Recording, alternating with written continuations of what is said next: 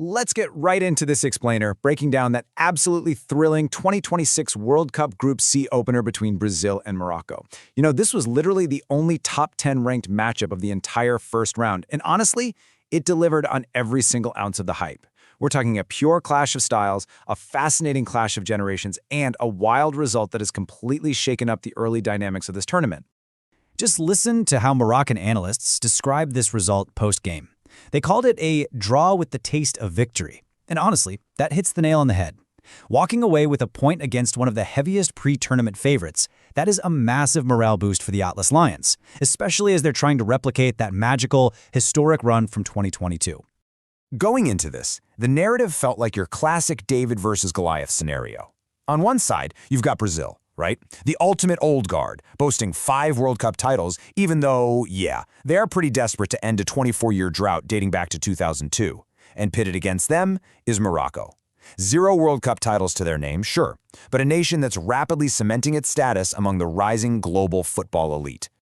But here's the thing, Morocco didn't just show up to be a sparring partner. Consider the number 38. That is their absolutely incredible unbeaten streak following this match. Under coach Mohamed Ouahbi, they are proving they are way past just being a feel-good underdog story. No, they are a formidable, well-oiled machine, and they fully expect to go toe-to-toe with the very best in the world. So, here is our agenda for this explainer. First, a high-stakes opener. 2, the tactical clash. 3, trading first-half blows. 4, by the numbers. And finally, 5, the Group C outlook. Section 1, a high-stakes opener. Let's set the scene and look at the immense pressure leading up to that opening whistle. The stage was set in New Jersey under a brutal, sweltering 88-degree heat wave. Over 80,000 fans were packed into MetLife Stadium, just creating this overwhelming sea of yellow. And the expectations? Crystal clear. Brazilian fans came anticipating a routine masterclass. They wanted to see their squad extend a historic 21-match unbeaten streak in World Cup openers. No pressure, right? Now, take a look at the stark contrast in how these two squads were built. You've got Carlo Ancelotti, who, by the way, was somehow braving that heat in a full 3-piece suit, leaning heavily on aging veterans. With an average age of over 29, this was actually Brazil's oldest starting World Cup lineup since 2006.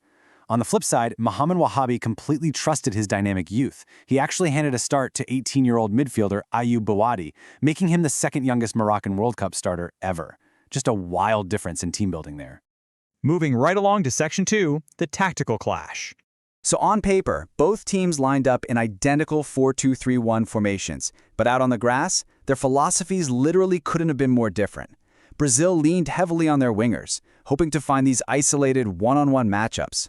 Morocco, on the other hand, played this highly compact, connected game. They used quick, short passing sequences to completely bypass the Brazilian press. The eye test was pretty undeniable, and I think match analysts summed it up perfectly. They said Morocco played the quote-unquote Brazilian style better than Brazil did for the first 20 minutes. And it's true.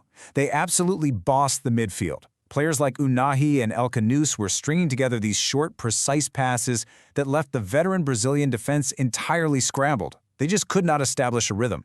You can actually see that early dominance clearly mapped out here. Notice how focused Morocco's attacks are. They're penetrating deep into the center of the Brazilian penalty box.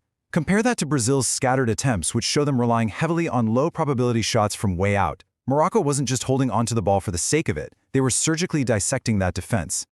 All right, Section 3, trading first-half blows. Let's see how that tactical tension boiled over.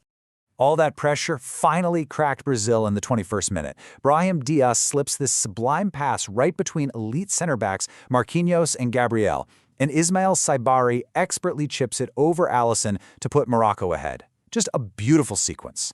But hey, you can never, ever count out Brazilian star power. Merely 11 minutes later, on his 50th cap no less, Vinicius Jr. exchanges passes with Bruno Guimaraes and rifles a spectacular angled shot past Yassine Bonu to tie the whole thing up. Looking at the momentum shifts visualized here, the story of that first half is just undeniable. See that heavy cluster representing Moroccan dominance right around the time they scored? Honestly, Morocco probably deserved a second goal before the break. They were putting immense pressure on Alisson and forcing Brazil to constantly scramble. Now, The game did stabilize a bit in the second half, mostly because fatigue and that crazy 88-degree heat started setting in, but the tone for the match was already set. Moving to Section 4, by the numbers. Let's dive into the data and see if the stats back up the emotional roller coaster we just watched. The underlying data tells a really fascinating story about efficiency. So, technically, Brazil won the possession battle, right? Holding the ball 51% of the time. But check out the expected goals, or XG. Morocco actually generated a significantly higher XG, 1.52, compared to Brazil's 1.23. What does that tell us? It proves that while Brazil might have had the ball more, Morocco is the team creating the far more dangerous, high-quality scoring opportunities. At the end of the day, Brazil was relying almost entirely on individual flashes of brilliance just to stay in the game. When you break down the Brazilian player stats, yeah, Vinicius Jr. obviously stands out with that crucial goal, but the overall team performance was just kind of disjointed. They really struggled to build a cohesive attack that forced guys like Rafinha and Paqueta into these really difficult, isolated situations against a super organized Moroccan defensive block. And finally, Section 5, the Group C outlook. Now here is where it gets spicy, because while Brazil and Morocco were battling to a 1-1 draw, Scotland actually ended their 28-year wait for a World Cup win by taking down Haiti 1-0. That literally turns the whole group upside down. Both Brazil and Morocco suddenly find themselves looking up at Scotland in the standings, chasing that top spot with only 2 group matches left to play. For these two heavyweights, the margin for error is officially gone. So, leaving you with this final thought. Who adapts faster? Will Carlo Ancelotti figure out a way to get his aging superstars clicking in a cohesive rhythm before they have to face a very physical Scottish side? Or is this youthful, absolutely fearless Moroccan squad destined to top Group C on their path to another historic World Cup run? This tournament is just getting started and the stakes could not be any higher. What do you think?